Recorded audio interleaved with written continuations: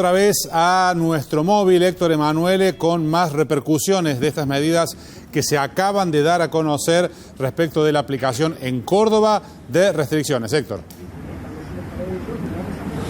Gerardo, recién hablábamos de las medidas concretas con el ministro de Gobierno, pero ahora vamos a hablar del aspecto sanitario con el ministro de Salud, con Diego Cardosa, quien amablemente nos ha esperado para este móvil. Ministro, 2.189 casos hoy en Córdoba, en La Nación otro récord. ¿Qué reflexión se puede hacer de eso, más allá de todas las medidas que ya anunció el ministro de Gobierno que ha tomado el gobernador?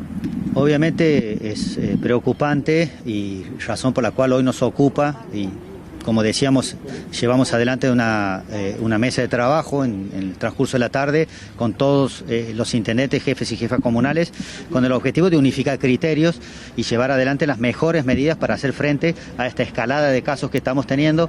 Ustedes van a ver la velocidad con que se generan los contagios y obviamente ya empezamos a ver la repercusión que tenemos en la ocupación de cama. El día de hoy tenemos un 24% de ocupación de cama, 2 puntos más de lo que teníamos el día de ayer, y sin lugar a dudas tenemos que extremar, ¿sí?, las medidas de cuidado, obviamente apelar a nuestra gente y a su vez lo que es el sistema de vacunación, aplicar la mayor cantidad de vacunas posible a medida que tengamos disponibilidad en el menor tiempo posible y obviamente aumentar la cantidad de testeos como lo venimos haciendo porque realmente venimos teniendo récord en el número de testeos.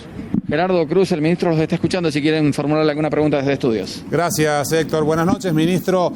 ¿Cuáles son, si bien todo es muy dinámico en esta pandemia y más con esto que está pasando ahora, qué plazos se manejan para que estas restricciones puedan llegar a cambiar? Es decir, si sigue una espiral ascendente muy rápido como aparentemente puede ocurrir, Kicillof ha hablado de un tsunami en la provincia de Buenos Aires, ¿inmediatamente puede llegar a cambiarse la mecánica de estas restricciones o medidas de circulación de la gente?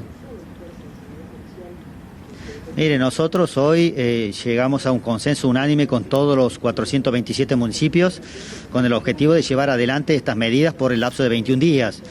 Sin lugar a dudas, uno va viendo y analizando permanentemente, no solo semana a semana, sino día tras día, lo que es la incidencia del número de casos, como también otro indicador sustancial que es la ocupación de camas.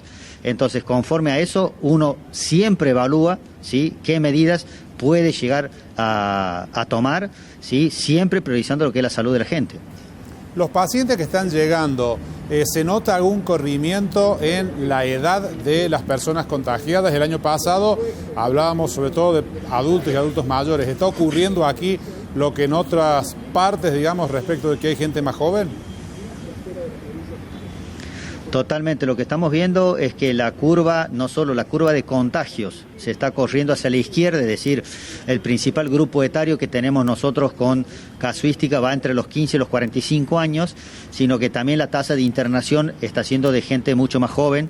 Y eso responde a dos cosas. Acuérdense que los grupos prioritarios en la vacunación fueron nuestros adultos mayores, ¿sí?, y obviamente la movilidad y la transmisibilidad de la patología se da más en este grupo etario de 15 a 45 años, y de la misma forma hemos detectado en algunos lugares, ¿sí?, patrones distintos en el daño pulmonar que genera el virus, con, digamos, unos parámetros mucho más nocivos, unos parámetros mucho más agresivos en la imagenología, principalmente en el método de estudio por elección que tenemos, que es la tomografía.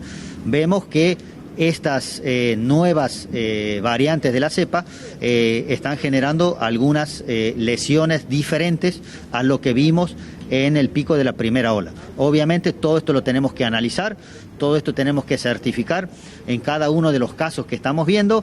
Obviamente analizamos y hacemos el estudio de linaje para ver si esas lesiones pulmonares se corresponden a algún tipo de variante de la cepa originaria.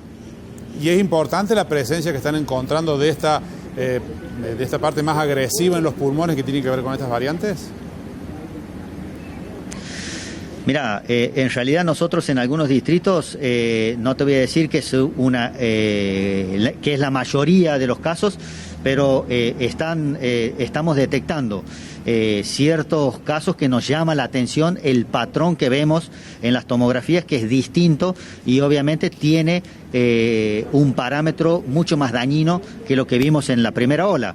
Entonces, no es el común denominador, pero nos empieza a llamar la atención y obviamente tenemos que empezar a ver si se condice con alguna variante de la cepa o si es concomitante a alguna otra patología que puede ser asociada a la patología viral.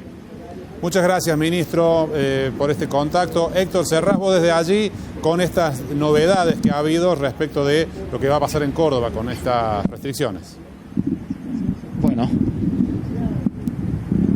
la palabra del ministro de Salud, Diego Cardoso, a quien agradecemos que se haya acercado a nuestro móvil, concretamente para la gente que recién se conecta con Telefe Noticias. Decimos que las restricciones en Córdoba van a ser de lunes a viernes de 0 a 6 y los sábados y domingos de 1 a 6 de la mañana. El resto de las actividades van a funcionar de acuerdo a los protocolos vigentes, excepto las reuniones familiares, en donde se permite solamente reuniones en domicilios de hasta 10 personas. Adelante ustedes. Muchas gracias.